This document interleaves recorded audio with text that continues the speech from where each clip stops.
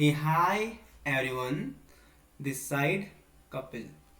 I hope you're doing well. आज हम ज्ञानपीठ पुरस्कार के बारे में पढ़ने वाले हैं। तो यहाँ से आपको ध्यान रखना है 58 ज्ञानपीठ अवार्ड हमारे संस्कृत स्कॉलर जगत गुरु राम भद्राचार्य जी को मिला। ठीक है, इनके साथ गुलजार जी को भी मिला है। और यहाँ से ये ध्यान रखना 59 हमारा विनोद कुमार शुक्ला जी को हिंदी के लिए मिला है और 57 हमारा दामोदर माओजे जी को मिला था।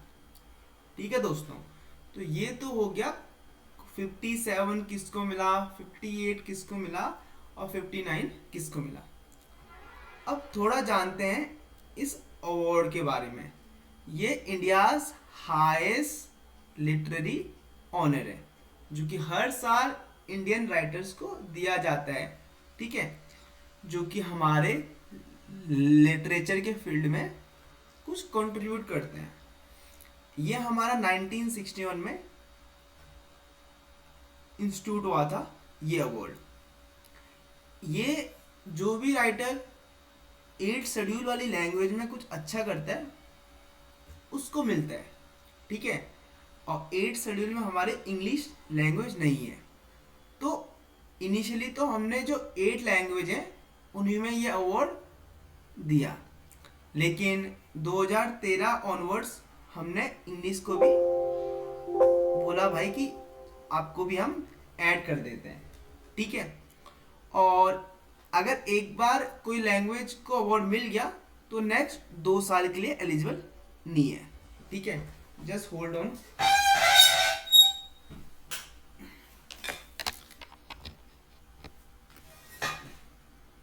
अब देखो, अब इसमें 11 लाख रुपए का प्राइस मिलता है। प्राइस कह रहा हूं। अब देखो, ये 1961 में तो फॉर्म हुआ, लेकिन दिया गया 1965 में। और सबसे पहले हमारे मलयालम पोइट जी शंकरा कुरुप जी को मिला। और पहली वुमेन जो थी वो आशा पूर्णा देवी थी। इनको मिला इस वाली लैंग्वेज में जो कि मैंने क्रॉप कर चुका हूँ। ठीक है, ठीक है। अब ये मिलता है जो जिंदा रहते हैं। ठीक है, उन्हीं को ये अवार्ड दिया जाता है। इसके साथ हमारा जो हिंदू गॉडेस वक देवी हैं उनका स्टैचू मिलता है। ठीक है, ठीक है। अब यहाँ ये तो हमने इस अवार्ड के बारे में पढ़ लिया है। ठीक है, ये भी सेम ही है कि 58 अवार्ड हमारे संस्कृत स्कॉलर और उर्दू पोएट गुलजार जी को मिला है।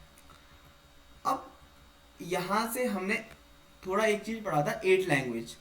तो 8 लैंग्वेज से क्वेश्चन बन सकता है और बनता भी है। इनिशियली जो 8 शेड्यूल था उसमें 14 लैंग्वेज थी और हमने इसमें अमेंडमेंट किया और फिर जाके हमारी 22 लैंग्वेज हो चुकी हैं आज की डेट पर। अब सिंधी लैंग्वेज हमने 21st अमेंडमेंट 1967 में ऐड किया था। अमेंडमेंट करना मतलब कुछ चेंज करना, कुछ लाना। तो एग्ज़ाम में क्वेश्चन आता है और आया है कि 1967 में हमने कौन सी लैंग्वेज ऐड की थी। तो सब घूम गए, सबने याद किया 21st अमेंडमेंट।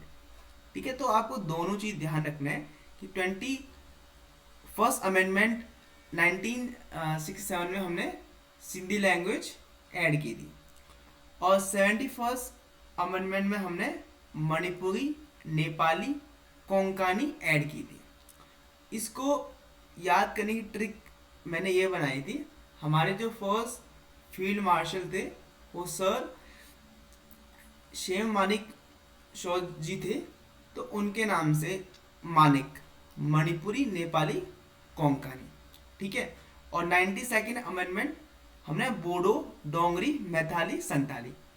इसकी कोई भी मैंने ट्रिक नहीं बनाई बोडो डोंगरी मैथाली सैंताली, बस। और फिर ओडिया को ओडिया बोला हमने 96 अमेंडमेंट 2011। तो इनको आप एक बार थोड़ा देख लेंगे, नहीं देखेंगे तो आपका ही नुकसान है। ठीक है, ठीक है। अब ये क्वेश्चन देखो, ये क्वेश्चन आया था इस बार कि लेटेस्ट लैंग्वेज कौन सी ऐड की है। तो लेटेस्ट लैंग्वेज या तो ये ओडिया होगी या इसमें से कोई लैंग्वेज होगी।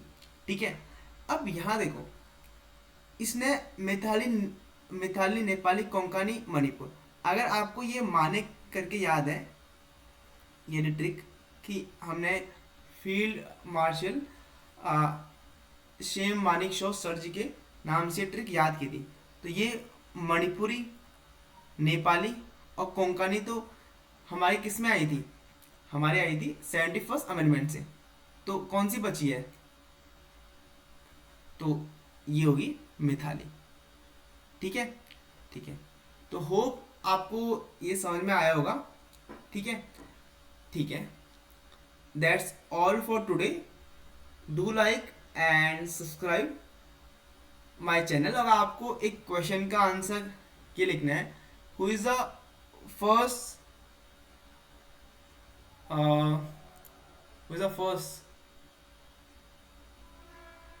Air marshal of the Indian air force. ठीक है, ठीक है। So thanks for watching this video.